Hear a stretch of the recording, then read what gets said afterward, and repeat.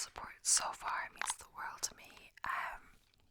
If you haven't checked out my recent roleplay videos, the planning birthday party and the guidance counselor one, please make sure to do so. I spent the whole of November doing a kind of rebel NaNoWriMo, which is basically anything but writing a novel or book. So I wrote ASMR scripts and I reached the 50,000 word limit just over that, but by the 30th of November, when you're meant to reach it by, so I technically won. And so what I did is I wrote ASMR scripts all November. I got like 9. I didn't finish them all, but some just need a few finishing touches. But either way, I'm really sad to see they're not doing that well since I spent all November working on them. And for other people, roleplays seem to do well. Maybe I should have done more than medical roleplays, but just as I said before, sometimes just like the planning of that, my year exam one took a while. I was like looking at other people's how they did it, and I was trying to like get my words done efficiently since I had to do like a good bit every day, and I was still uploading videos and doing other stuff. But yeah, either way, I'm happy I did it either way, and hopefully some of them will pop off. But yeah, you'd never know how it's gonna work out. Today's video, I'm back with a bit of a bit different, but a bit similar, you know, as they all are really similar in ways, but different topic. I was just thinking I was going to do 2 videos today, but I'm not sure if I will because I'm starting a bit late, so we'll see. I was going to do the other video first, but then I wanted my iPad and it wasn't charged for that one because when I do my workout one, I screen record and look at my phone as I'm doing it, so I connect the app to the camera, and like I probably don't have to, but I remember one time I didn't, and all the footage was blurry, so it was unusable. So it's better safe than sorry. So it wasn't powering on, but it just powered on before that. But I already got the stuff ready for this one, so I'll just start with this one. We'll see how it goes. But yeah, like so basically I was like thinking of what else to do today as the other video idea. And I was thinking psychology concepts, and I was like, wait, didn't I do part 2? And then I'm like thinking, I don't think I did, but I remember filming it, but I don't remember editing or uploading it recently. And I'm thinking about it, and I just checked my channel, it's not there. Check my hard drive, it is there. So I filmed a second one, part 2 of the psychology concepts, but I just haven't edited yet or uploaded. I thought I only had one left of my, I do batch film and then work my way through them. So when I film, I try to do at least 2 at a time. Up to 3 is like pushing it. I think 3 is the most I've ever done in a day. But yeah, that's quite a lot. But either way, I always thought there was only 1 left, but there's actually 2 left of stuff I have to edit, as well as, this one and the next one. This is going to be more and stuff like that. But either way, it's kind of like that, but it is going to be philosophy.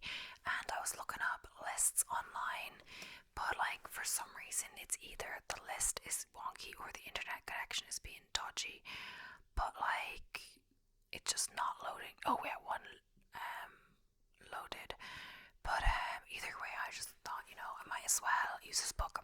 And I was going to use a book that was from university because I took philosophy as one of my classes, but I realised, I looked at it and I don't know, this one seemed better. This is actually from my secondary school or high school, whatever you would call it. So a bit of my background in this, I'm just going to be reading, so either I'm not teaching you or I'm just reading, I think from the start, because you'll get like a, kind of surrounding of what it's about. But either way, just to warn you, this actually is my book, this is my brother's one, we had the same book, but so one of my underlines and stuff like that. But either way, and of course his one isn't as open as my one, he wasn't as studious. I'm joking, but hey, he went back to Ireland and didn't actually like do the back, like the final exam in philosophy, so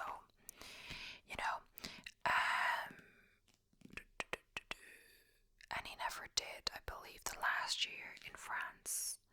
Yeah, so I would have got more into this book anyway, I believe. But what was I gonna say? I can't remember now. Either way, I'm not going to be teaching you, but oh yeah, and just a warning that the book does kind of drag on. Like like we'd have to read a chapter for the next day or whatever, or just I'd forget about it and then have to do it the night before, whatever, and they would be long. I would blab on and on and on. But either way, yeah. This also on it says for the IB diploma, and like I didn't do the IB, but I heard about people that did IB, and it's actually I don't think they don't like this. The theory of knowledge is what their class is called, not philosophy or something, and they have to write like a big paper on it or something like that. I don't know. Either way, I don't think they liked it, but either way, so philosophy was actually I don't think it is in other schools or in the US and stuff, but philosophy was mandatory. Starting from, I think we only started it in like the last 2 years. It was mandatory, or you could pick the more advanced thing, which means sometimes when you pick the more advanced class, depending, like say I picked advanced English, I would go to the regular English class, but then I would also have 3 classes on top of it. So regular English class would be like 4 classes a week, and then some of them could be doubles. I don't know exactly if they were or not. But then I had the advanced separate on top of that, but I went to the regular English too. So I only had to do the final exam in the advanced English, but the mock or the pre-exams I had to do in English and advanced English, which, you know, was like 3 hours of 3 essays each, you know, so 3 hours, 3 essays English, 3 hours, 3 essays advanced English, and then the other subjects I had to do essays in too. But either way, philosophy, if you did the advanced, I had 2 extra classes, so I had 4 classes a week. We'd call them like 4-period stuff, like say. So the same with biology, you'd have to take 2-period biology if you didn't take any other science. But say if you took chemistry, which was, if you took a science, it was 4-period, unless it was the mandatory one. So anyway, I took 4-period biology, 4-period chemistry, and 4-period philosophy, which I was picking between physics, but I didn't really want to do 3 sciences, and yeah, I'm kind of glad I didn't do physics. But either way, philosophy, I also did sociology, but sociology wasn't mandatory, and the max you could do was 2-period sociology. We had like the same teachers as well for both of these, so yeah, we didn't go into the regular class, and our classes were quite small.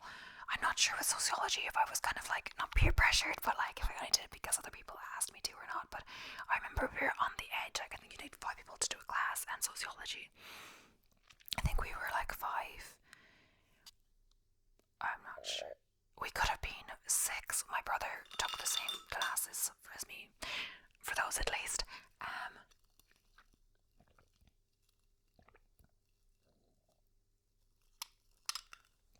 Actually thinking about it, I think he actually did take the same classes. I don't know if it was a coincidence or not, but I swear he was in chemistry, he was in biology, he was in, okay, I feel like he took the same classes as me, whatever. It wasn't intentional or whatever, but what was I gonna say? I'm getting distracted. Either way, yeah, I took the more, we basically just had the number. I think after he left, we only had 5 for sociology and perhaps philosophy too, and it was like same people. Like I think there might have been one in the difference, like one girl was in sociology that wasn't in advanced philosophy or whatever, but we had an overlap for sure. There was me, another girl, at least 3 people that did both, and perhaps there was more. I can't remember now. We were like the OGs or one of this. So either way, in our final exam, it's funny. There was like topics, or you could pick between different essays. There was literally 1 essay for 3 hours, but that just meant you had to spend the whole hour writing the essay. And I picked the one. Things I studied the most. I barely, basically the topic I ended up picking in the final exam, I didn't really study much, but I remembered the most, I believe, just from classes and things. So I decided to do that, and I did really well. I did got like a 92% on the written, like the actual exam, which is like really good. Yeah, couldn't hope for better. I think it was my best exam result for sure. And it was like my hand was definitely sore after that. I wrote pages and pages and pages, but it wasn't really original. It was just like, I think the question was something about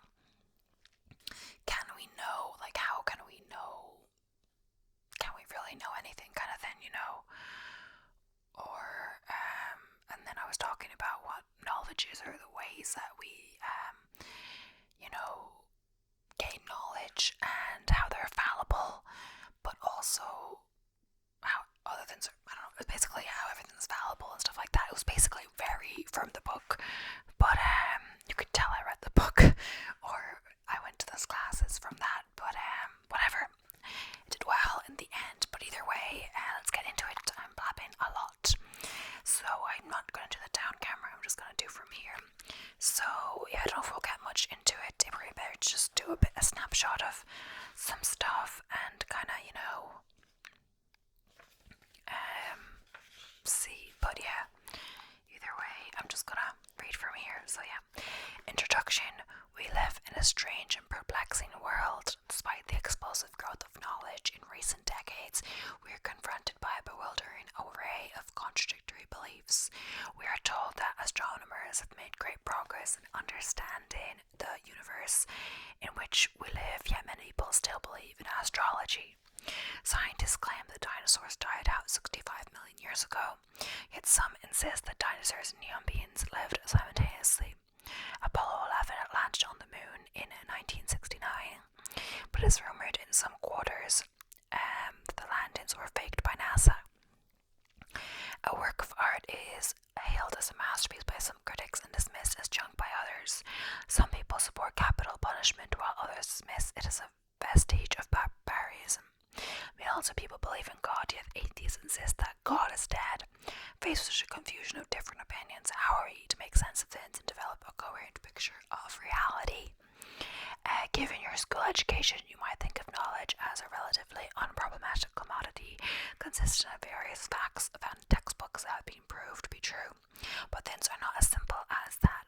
After all, if you had attended school 100 or 500 years ago, you would have learned a different set of truths. This suggests that knowledge is not static, but has a history and changes over time. Yesterday's revolution in thought becomes today's common sense, and today's common sense may go on to become tomorrow's superstition. So what guarantee is there that our current understanding of things is correct? Despite the intellectual progress of the last 500 years, future generations may look back on our much vaunted achievements and dismiss our science as crude, our arts as naive, and our ethics as barbaric. When we consider ourselves from the perspective of the vast reaches of time and space, further doubts arise. According to cosmologists, the universe has been in existence for about 15 billion years. We imagine that huge amount of time compressed into 1 year, running from January to December. Then the earliest human beings do not appear on the scene until around 10:30 p.m. on 31st December. Fire was only domesticated at 11:46 p.m. and the whole recorded history occupies only the last 10 seconds of the cosmic year, and that is crazy when you think about it. Since we've been trying to make sense of the world in a systematic way for only a minute fraction of time, there is no guarantee that we have got it right. Furthermore, it turns out that in cosmic terms we are also pretty small. According to astronomers, there are 10 times more stars in the night sky than grains of sand in all the world's deserts and beaches. Yet we flatter ourselves that we have discovered the laws that apply to all times and all places. Since we are familiar with only a minute fraction of the universe, this seems like a huge leap of faith. Perhaps it will turn out that some of the deeper truths about life, the universe, and everything are simply beyond human comprehension. So, the first thing we're going to be talking about is common sense. Most people do not think there is a problem of knowledge, and they see knowledge as nothing more than organized common sense. While there may be something to be said for this view, the trouble is that much of what passes for common sense consists of little more than vague and untested beliefs that are based on such things as prejudice, hearsay, and blind appeals to authority. Moreover, many things that at first seem obvious to common sense become less and less obvious the closer you look at them. Yet we need some kind of picture of what the world is like if we are to cope with it effectively, and common sense at least provides us with a starting point. We all have what might be called a mental map of reality, which includes our ideas of what is true and what is false, what is reasonable and what is unreasonable, what is right and what is wrong, etc. Only a fool would tell you, rev up your mental mat and abandon your everyday understanding of things. You should at least occasionally be willing to subject it to critical scrutiny. To illustrate the limitations of our common sense understanding of things, let us make an analogy between our mental maps and real geographical maps. Consider the map of the world shown below, which is based on what is known as the Mercator Project. If you are familiar with this map as you grow up, you may unthinkingly accept it as true and be unaware of its limitations. And then there is a map of the world. Okay. Also, I may just do an hour of this instead, because I may have started filming too late and I was going to film a second video, but just considering how dark it is and how much I rambled at the start, I'll kind of see where it takes me. If it's kind of getting a bit dark and I think I could do 20 more minutes of this video but not a full 40-minute video afterwards, I think I'll just continue this one and stop, and then just start earlier tomorrow, maybe get 3 videos done tomorrow, who knows, and yeah, we'll see about that. Okay, so I just don't want to say at the start in case I don't actually end up doing an hour. So it had the picture of the map, and it says among the weaknesses of the map are the following. It distorts the relative size of the land masses so that areas further from the equator seem larger than they are in reality. The distortion is most apparent when we compare Greenland to Africa. According to map, they are about the same size, but in reality, Africa is 14 times bigger than Greenland. It's based on the convention the northern hemisphere is the top of the map and the southern hemisphere is the bottom. Although we are used to this way of representing the ends of realities, of course, the world does not come with a label saying this way up. The map is Eurocentric in that it not only exaggerates the relative size of Europe, but also puts it in the middle of the map. Now compare the Mercator projection with another map of the world known as the Hobo Equal Area projection, and I'll include pictures, maybe like just from Google, of these ones so you can get a view if you want to. So this projection accurately reflects the relative sizes of the land masses, and although it distorts their shape, it has the southern hemisphere at the top and the northern hemisphere at the bottom, and centered on the Pacific rather than Europe.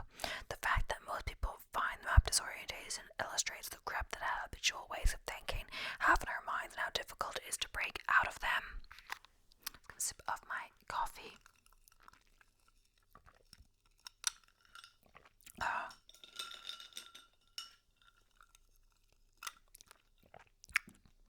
The point of this excursion into maps is to suggest that, like the Mercator projection, our common sense mental maps may give us a distorted picture of reality. Our ideas and beliefs come from a variety of sources, such as our own experiences, parents, friends, teachers, books, and the media, and so we don't have time to check up on everything to make sure that it's true. There are likely to be all kinds of inaccuracies, half-truths, and falsehoods woven into our mental maps. Furthermore, it can be difficult for us to think outside the customs and conventions with which we are familiar and see that there may be other ways of looking at things. Finally, there may be all kinds of cultural biases built into our picture of the world. If you ask an English person to name the greatest writer and greatest scientist of all time, they'll probably say Shakespeare and Newton. If you ask the same question to an Italian, they are more likely to say Dante and Galileo. One final point to draw out of this discussion is how while different maps may be more or less useful for different purposes, and there's no such thing as a perfect map. A perfect map of a city which included every detail down to the last brick and blade of glass would have to be drawn on a scale of 1 to 1. Such a map would of course be useless as a map and would be in any case quickly become out of date. We might call this the paradox of cartography. If a map is to be useful, then it must of necessity be imperfect. There will then always be a difference between a map and the underlying territory it describes.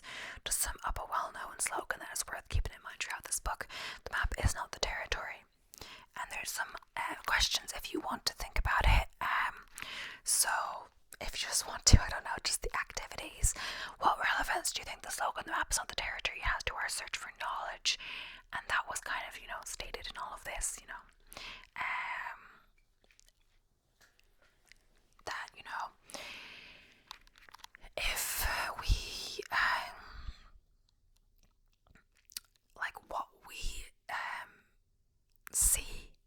we see on the map. Like, if looking at a map is our way to look at knowledge, it's gonna be whatever out of the way.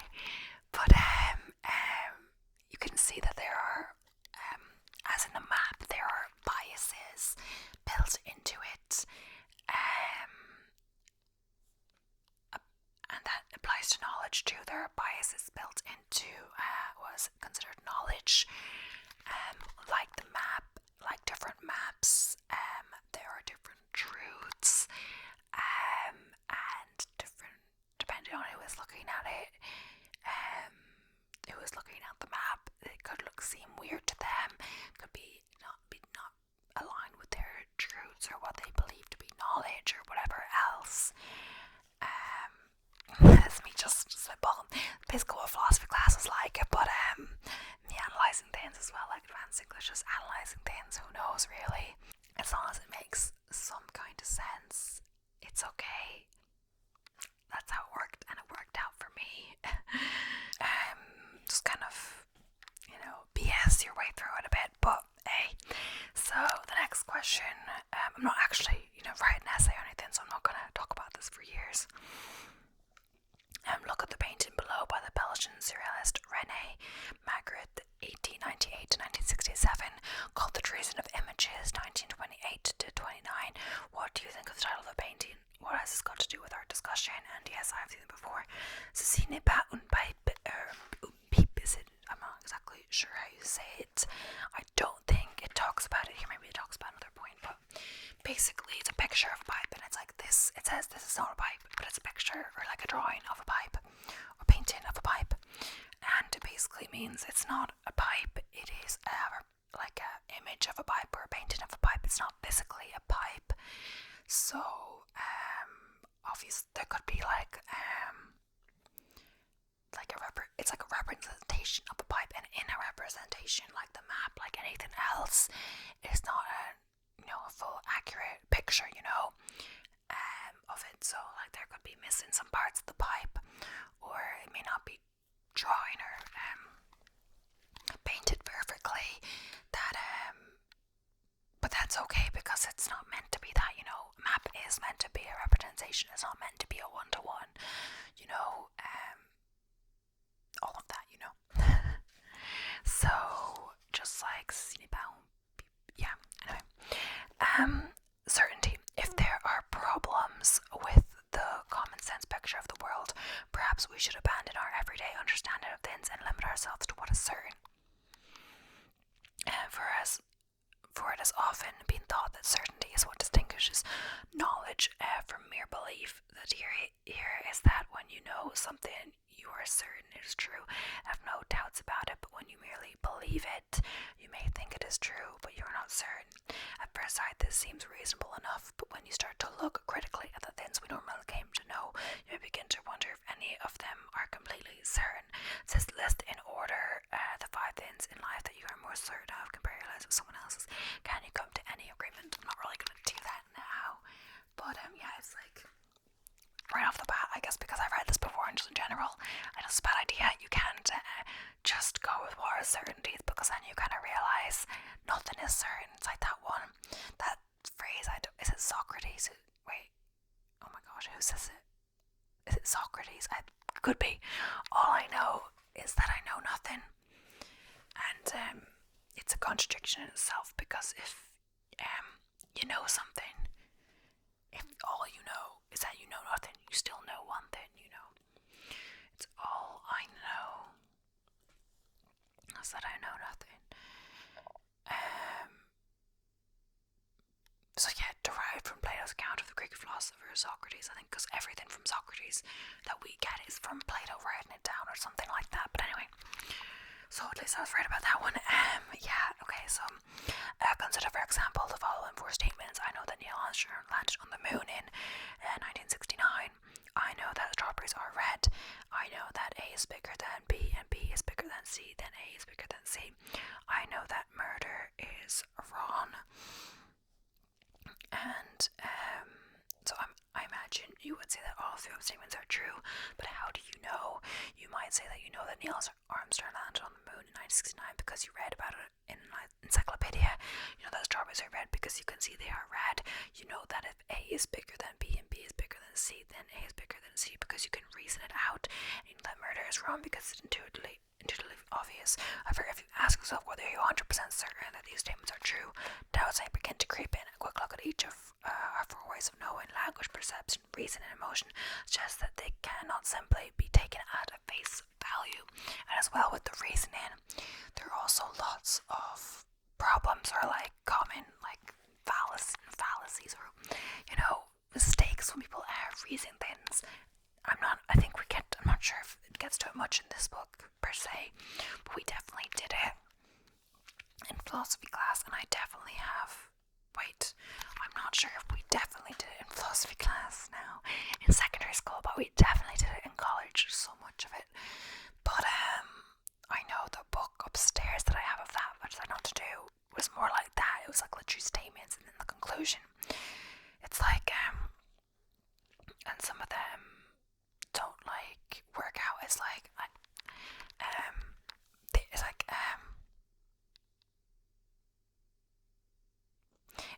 see, I'm not sure if this is the best example. I'm just thinking of it because I'm in the room. So it says there is a couch in the living room. The couch in the living room is red. Therefore, the couch. No, the couch. There is a couch in the living room. A couch in the living room is red. Therefore, the couch in the living room is red. I could be wrong with this, but that would be incorrect, or I'm not exactly sure what the reasoning, what it would be called, but that would be incorrect, false reasoning, because I said there is a couch in the living room, not enemy couches, so I said a couch was red, but I didn't say which one. So like, if I said there's one couch in the living room, the couch in the living room is red, therefore the couch in the living room is red, that would make sense. Why? So you have to be careful about all of those kind of things in reasoning, but we're not really talking about that now. So yeah, so we're talking about language, perception, reason, emotion, kind of ways of knowing, and that's really what that essay that I got the 92% was about, because this book goes on for so much. I don't know if it's now, but about each one there's like at least a chapter on each of these and the common fallacies within that and all of that, and basically my essay never gave an answer, and like it was like it never said yes or no, it said yes but no, but yes but no, or something. I don't know in the end, and I was gonna go further, but honestly, even with the 3 hours I ran out of time. I was like writing forever, like the more time you give yourself, the more time that is given, the longer or whatever, the better it's expected to be, and the more, I don't know, I always ran out of time no matter what, but I think I just kind of concluded it, and I just didn't get much into religion part or whatever it was. Anyway, so language is the first way we're going to be talking about. Language enables us to acquire knowledge from other people, and we claim to know a great many things because we have been told them or have read them somewhere. However, the authority of other people is not always a reliable source of knowledge, and even the so-called experts sometimes get it wrong. If you are into conspiracy theories, you might ask how we can be sure that the alleged American moon landings were not an elaborate CIA-inspired hoax. Perception. Much of our knowledge is based on personal experience, but our senses sometimes deceive us. For example, if you were colorblind, you might not see strawberries as red. We shall have more to say about this in chapter 4. For the time being, you might like to consider figure 1.4, and it is 2 tables. I don't know if I can show you. Yeah, and that's not the best way to show you, but it's 2 tables that look different, but just believe it or not, the 2 tables above are exactly the same shape and size. This suggests that we should not blindly trust our perception and assume that it gives us certainty as well. Like, there's like the thing where there's like 2 lines. I'll insert a picture if I can find one or whatever.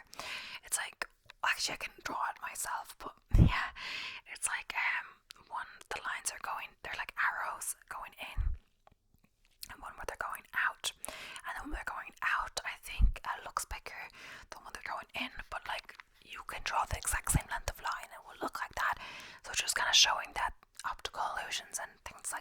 illusion, so that how we perceive things. There might not be the exact way as well, perception as well as, we'll get into another video maybe if we continue. It's like a series, but there's so many, problems and fallacies, or inaccuracies in our perception, because of what we perceive is based on us, the culture you grew up in, and our perception is selective, because if you get all the information in the world, you have to decide what's important. So you may not see something, and there's like so many things like this. There's a video with a gorilla, and it's like the question asks you to count how many times the ball has passed back and forth between the people, yeah. And in the end, I think you're asked how many times the ball has passed back and forth. But it's asking you as well, like, did you see a gorilla or something like that? So you're so focused on counting the what you were asked for, like how many times the ball was passed back and forth between the people, that you don't notice that like a guy or someone in a gorilla costume comes on screen like right in front of you, or like right behind, or whatever it is, and you don't notice because you're so focused on counting the balls. If you know that this is gonna happen, you know to look for the gorilla, but it just kind of shows how selective perception is, as well. But yeah, reason. So statement 3 above might seem open to doubt, less open to doubt than others, and some philosophers have claimed that reason gives us greater certainty than perception. In practice, however, people do not seem to be very good at abstract reasoning. They are liable to make all kinds of errors. What I'm talking about before, like reasoning. If you get the conclusion right from the statements, the reason might be valid. But what was I going to say? There's valid and invalid. Valid, I believe it's valid argument if the conclusion logically follows from the statements, but true and false is something different. So it could be a valid argument, but the statements themselves could be false or open to interpretation. So it could be false even if it's a valid argument. The statements could even be true, and even the conclusion could be true or something. The conclusion could be true, but it doesn't logically follow from the statements. It's like an invalid argument, like, or something like that. It's a while ago I've done any of this, but yeah. To illustrate, assuming that some dentists are drunkards and no cyclists are drunkards, does it follow that some cyclists are dentists? The answer is that it does not, but we may struggle to see that this is true. So, yeah, it's like the first thing is that some dentists are drunkards and no cyclists are drunkards. Does it follow that some cyclists are dentists? It doesn't, because some dentists are drunkards and no cyclists are drunkards. So, since that, no dentists can be drunkards in that thing, of course that's like false, but like, it's just an argument follow.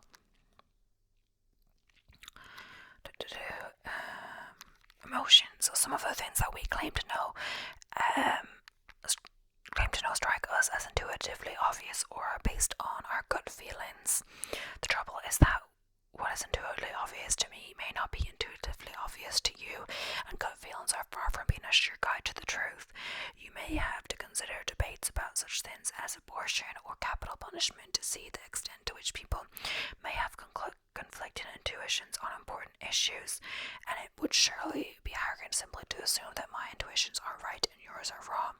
Emotions may provide us with the energy to pursue knowledge, but it is far from clear that they are infallible guides to the truth. So, radical doubt. So far, we have raised some preliminary doubts about knowledge that is derived from language, perception, reason, and emotion.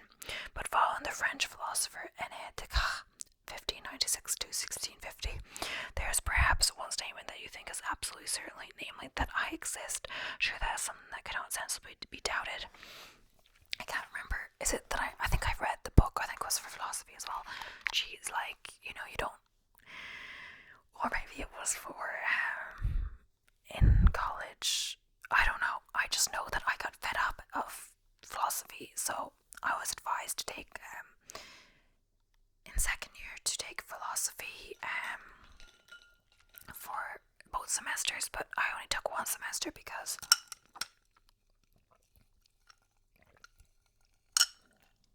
I think it's all I needed credit wise. Like, I needed to take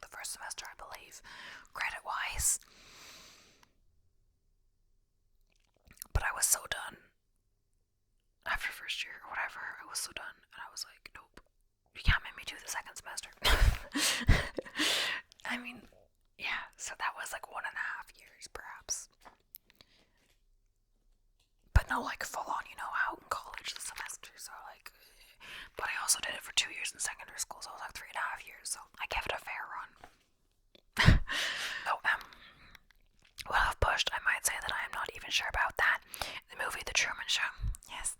A character called Truman Burbank lives on an island called Sea Haven and leads an apparently ordinary life. And I swear I watched this in class, but actually it wasn't philosophy class, it was like English class. I don't know how it was related to what we were doing, but yeah. As the movie progresses, we learn that Truman's entire life is being filmed 24 hours a day and broadcast live on TV. His wife, family, friends, and acquaintances are all paid actors. Truman himself is unaware of this and he mistakes his illusory world for reality.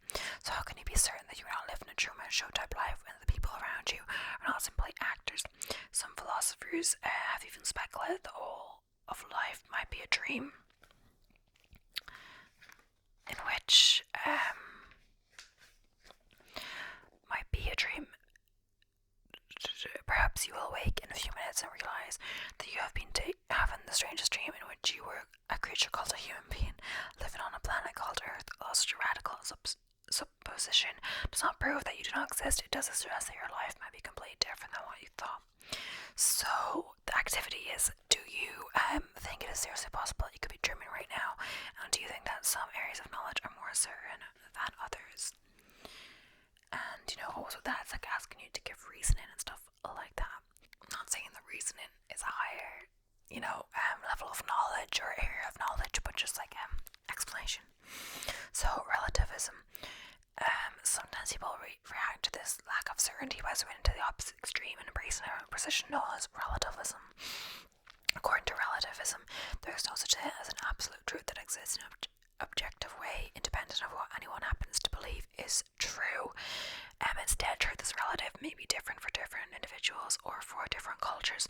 So rather than say that something is true or false in an unqualified way, the most we can do is say that it's true for me and false for you.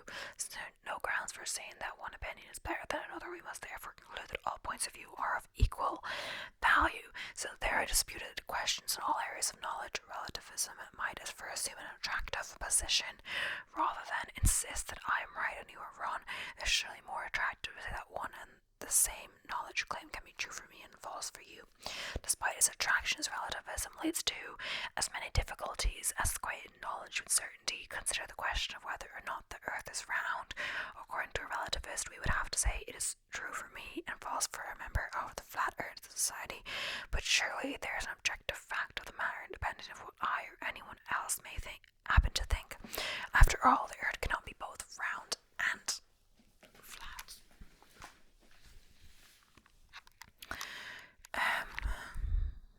In view of this, I think that what people really mean when they say that something is true for them is that they believe it is true. You are, of course, entitled to believe what you like, but the mere fact that you believe that something is true doesn't mean that it necessarily actually is true. A young child might believe that Santa Claus exists, but it only confuses the issue so that it's true for the child, for no matter what, the child believes Santa Claus does not, in fact, exist. Hide your ears, children, cover them. The fact that we take seriously the idea that someone might be wrong in their beliefs suggests that relativism is false. Indeed, it could be argued that the statement, all truth is relative, is self-contradictory, for if we ask ourselves about the status of the statement itself, we seem to run into difficulties, as can be seen from the dialogue in figure 1.5. On the one hand, if it is absolutely true that all truth is relative, then there is at least one absolute truth, namely the truth all truth is relative. On the other hand, if it is only relatively true that all truth is relative, then if consistent relativism means someone who says it is not true for me that all truth is relative, they are hardly in a position to argue with them. So this is how the figure goes. It's all truth. There's like two people talking. So first person, all truth is relative, says that, and then someone says, really, is that true? And they say, yes, absolutely true. And then they say, I guess not, because I said that all truth is relative. So the statement, all truth is relative, is only relatively true, right? Yes. So it could be true for you and not true for me. I need to think about this. So, yeah, I guess you can kind of get for that. Like, if you say all truth is relative, that's an absolute statement, and that means not everything is relative, because you have to know that the one thing has to be true, absolutely absolutely true for all truth to be relative, mainly that everything is relative. And the same thing as I was saying, all I know is that I know nothing, is if all you know is that you know nothing, you don't really know nothing, you do know something, you know that you know nothing, it's kind of contradictory. It says, read the dialogue taken from a novel, White Noise by Don DeLille, see reader resource page 19. What doubts does Henry cast on his father claim that is raining, which, if any of the doubts do you think are reasonable? Should we read that? It's a bit long. Okay, we will read that for now. So, which if any do you believe, or something like that? So the following dialogue is taken from a novel called White Noise by Don DeLillo. A father's driving his 14-year-old son Henrik to school. Henrik begins the conversation. It's about to get frustrating, but for sure. Anyway, I decided, it doesn't seem to be getting too dark yet, but I decided I'm just gonna finish up this video, do an hour of this one, and then, move on to other things in my day. So, it goes, it's going to rain tonight. I think Henrik says that. So, Henrik begins the conversation. It's going to rain tonight. It's raining now, I said. The radio said tonight. Look at the windshield, I said. Is that rain or isn't it? I'm only telling you what they said. Just because it's on the radio doesn't mean we have to suspend belief in the evidence of our senses. Our senses are wrong a lot more often than they're right. This has been proved in the laboratory. Don't you know about all those theorems that say nothing is what it seems? There's no past, present, or future outside our own mind. The so-called laws of motion are a big hoax. Even sound can trick the mind. Just because you don't hear a sound doesn't mean it's not out there. Dogs can hear it, other animals, and I'm sure there are sounds even dogs can hear, but they exist in the air in waves. Maybe they never stop high-pitched, coming from somewhere. Is it raining, I said, or isn't it? I wouldn't want to have to say. What if someone held a gun to your head? Who? You. Someone, a man in a trench coat and smoking glasses. He holds a gun to your head and he says, is it raining or isn't it? All you have to do is tell the truth, and I'll put away my gun and take the next flight out of here. What truth does he want? Does he want the truth of someone traveling at almost the speed of light in another galaxy? Does he want the truth of someone in orbit around a neutron star? Maybe if there people could see us through a telescope, we might look like we were 2 feet 2 inches tall, and it might be raining yesterday instead of today. Is holding a gun to your head. He wants your truth. What good is my truth? My truth means nothing. What if this guy with the gun comes from a planet in a whole different solar system? What we call rain, he calls soap. What we call apples, he calls rain. So what am I supposed to tell him? His name is Frank J. Small, and he comes from St. Louis. He wants to know if it's raining now, at this very moment, here and now. That's right. So there's no such thing. Is there such thing as a now comes and goes as soon as you say it? How can I say it's raining now if your so-called now becomes then as soon as I say it? You said there was no past, present, or future, only in our verbs. That's the only place we find it. Rain is a noun. If there's rain here, this precise locality at whatever time within the next 2 minutes that you choose to respond to the question. If you want to talk about this precise locality while you're in a vehicle that's obviously moving, then I think that's the trouble with the discussion. Just give me an answer. Okay, Henrik. Wait, Henrik. That's the child.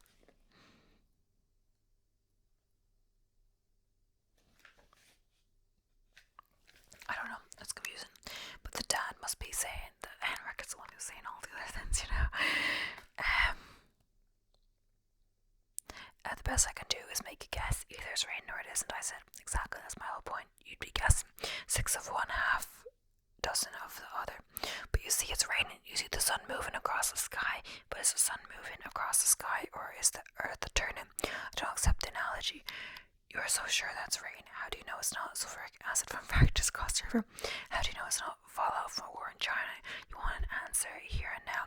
Can you prove here and now that this stuff is rain? How do I know that what you call rain is really rain? What is rain anyway? It's stuff that falls from the sky and gets you what is called wet. I'm not wet. Are you wet? Alright, I said. Very good. No, seriously, are you wet? First read, I told him, a victory for uncertainty, randomness, and chaos science. Finest hour, be sarcastic. The sophists and their splitters enjoy their finest hour. Go ahead, be sarcastic. I don't care. So I'm not really going to discuss that much, but yeah, they're basically having a discussion of whether it's raining, and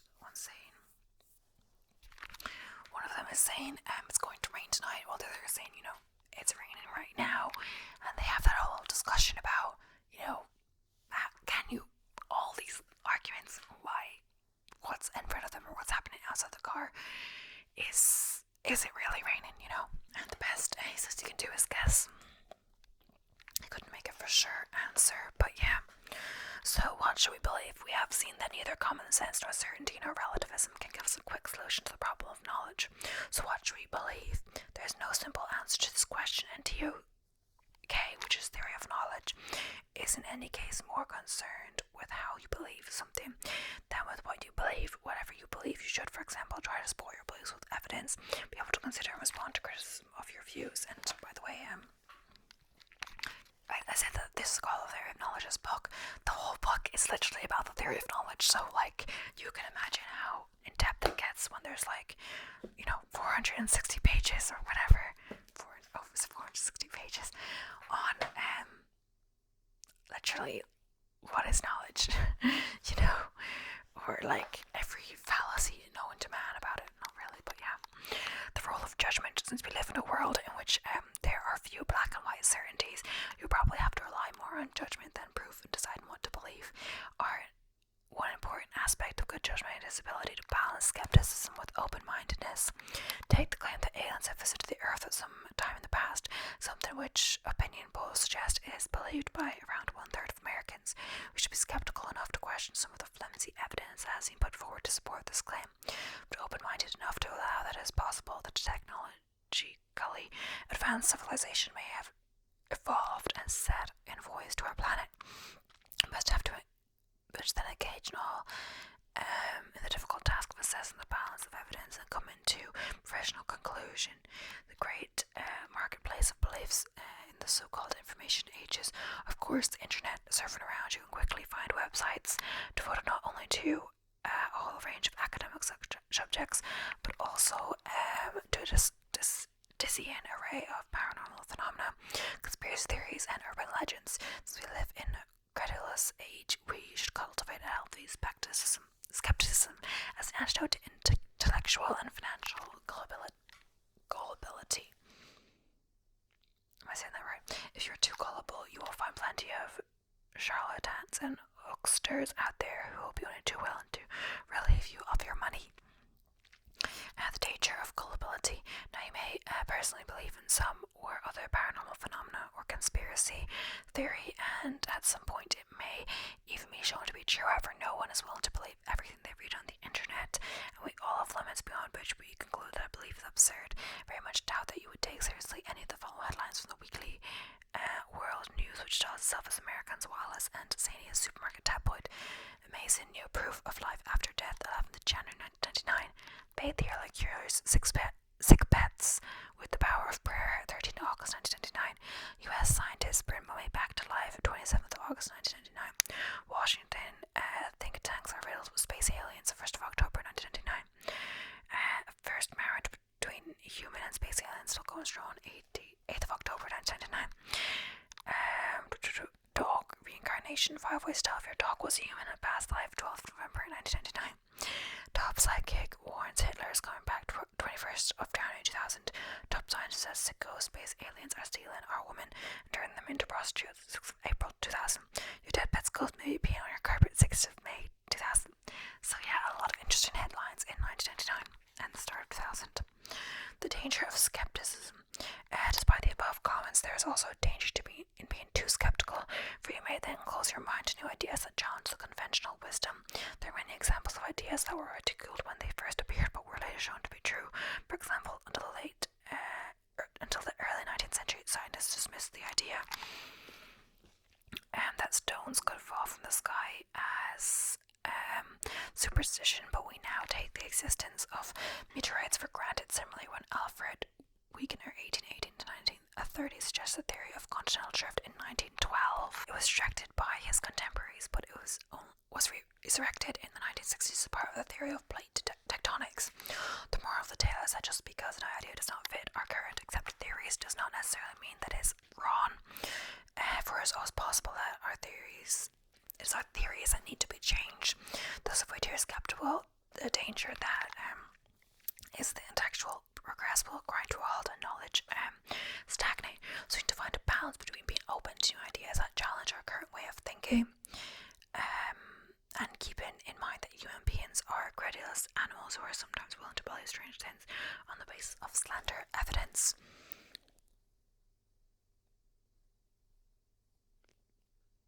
So, it says comment on the following quotation and explain why you either agree or disagree with him. My view is that there is no such thing as being too open-minded. I am not open-minded about the earth being flat. But whether Hitler is alive today about claims about people to have squared the circle or to have proven special relatively wrong, I'm also not open-minded with respect to the paranormal. I think it is wrong to be open-minded with respect to these things, but just as I think it's wrong to be open-minded about whether or not the Nazis killed 6 million Jews in World War II. Oh, there is such a thing. I think I said that there's no such thing. He said there is such a thing. I was like, why is he just contradicting himself? Yeah, I guess that is true to an extent. I don't want to really debate it right now, but yeah. So, reasonable knowledge. In trying to determine whether or not a knowledge claim is reasonable, 2 preliminary criteria might serve as useful guides: evidence and coherence. So, evidence for belief. To be reasonable, there should be some positive evidence in support of it. Imagine someone claiming that there are little green men living on Mars. When you challenge them to support their belief, they say, well, you can't prove that there aren't. This is a bad argument because the person has given no positive evidence to support their belief. Though it's difficult to prove that there are definitely not little green men on Mars. This simply reflects the fact it is always difficult to prove a negative. The fact that you can't prove that something isn't true does nothing show that it is true. The fallacy of thinking that it does is called argument ad ignoratum. So the activity is which of the following is an example of an argument ad ignoratum. Since many people claim to have seen ghosts, it is likely that they exist. Many members of society for the paranormal believe in ghosts. Ghosts must exist because no one has proved they do not. Or it is true for me that ghosts exist. It will be C. Ghosts must exist because no one has proved they do not. It is true for me that ghosts exist. The last one would be relativism.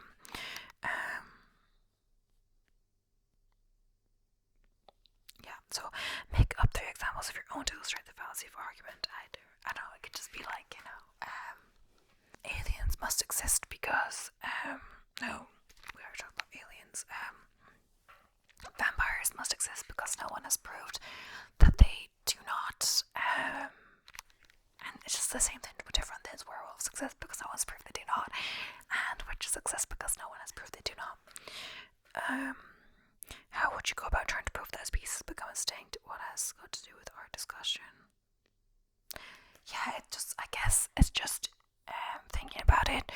It would be when you start to think about it, you realize that it's very difficult to prove that it's gone extinct, and it just kind of shows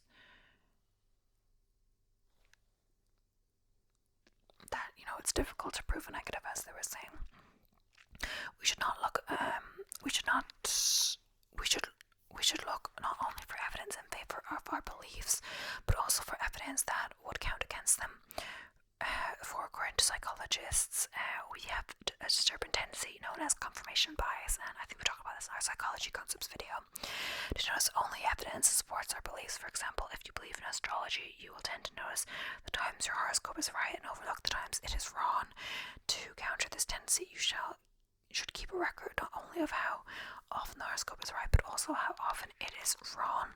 I guess that's what with horoscopes the problem is. I forget what it is. I think it's something to do with psychology as well. I think we learned it in psychology or philosophy class or psychology.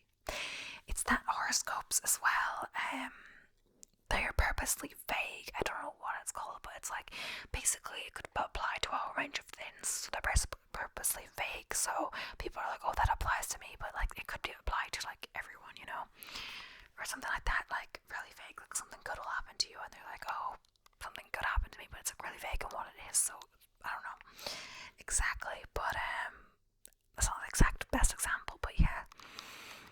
So coherence, a second criterion for deciding whether or not a belief is reasonable, is whether it coheres or fits in with our current understanding of things.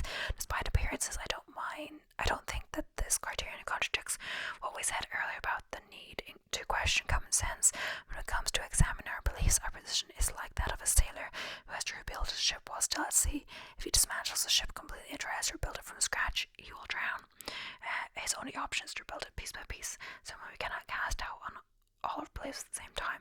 The best we can do is examine them one at a time against the background of our beliefs. If we don't want to drown, there is simply no other way to proceed. When this criterion implies is that although we should be open to new ideas, the more unlikely something is relative to the current state of knowledge, the stronger the evidence in its favor should be before we take it seriously. Consider, for example, the claims of people such as Uri Geller, the Brussels famous paranormalist, to be able to bend spoons using only mental energy. Given our current knowledge of the way the world works, it seems unlikely that a spoon can be bent through non-physical means, so by focusing one's mind on it. So before accepting such belief, we should demand good evidence in support of it. For I know no such evidence exists. I guess we can get to the end of this chapter. Who cares at this point? You might ask whether it really matters what we believe. We may laugh at some of the crazy ideas people hold, but what harm do they do? Don't people have the right to believe what they like? I am in favor of freedom of belief as the next person, but I think it matters what you believe, and although it may sound undemocratic, I think some beliefs are more worthy of respect than others. One reason why your beliefs and opinions matter is that they are important, perhaps defining a part of who you are as a person. So you want to be something more than a second-hand self who mindlessly repeats the opinions of other people. You need to make your beliefs and opinions generally your own by subjecting them to critical scrutiny. Socrates, 1470 to 399 BCE, once famously said that the unexamined life is not worth living, although it would make a little sense to be constantly examining your beliefs. I think that if you never examine them, you end up leading a life that is not generally your own. A second reason why beliefs matter is that people's beliefs affect their actions, and in some cases at least, beliefs can literally matter of life and death. For example, between the 15th and 17th century in Europe, an estimated 500,000 people were burned to death because they were believed to be guilty of the crime of witchcraft. Fortunately, we no longer burn people to death for witchcraft. There's no shortage of dangerous and misguided belief in circulation. Here are two examples.